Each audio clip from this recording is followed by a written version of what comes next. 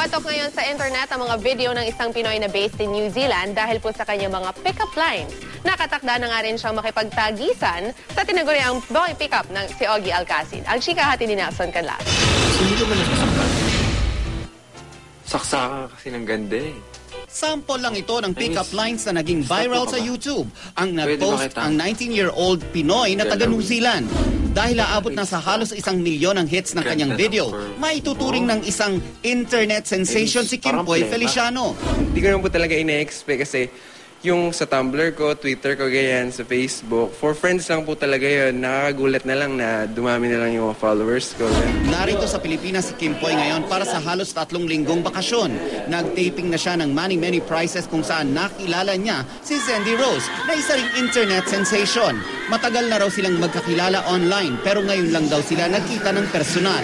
Kaya sabi niya, 2 years na daw po niya ako pina-follow sa Tumblr eh. Pero nag-message daw po sa akin, hindi ko masyado napapansin. Nakatakdang mag-guest si Kimpoy sa Party Pilipinas sa linggo at sa susunod na linggo naman makikipagtagisan siya ng pick-up lines sa Bubble Gang kung saan makakasagupa niya ang hari ng pick-up na si Boy Pickup.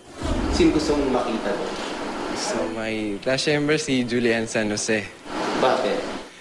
Eh, lagi basta, Julian. Boom!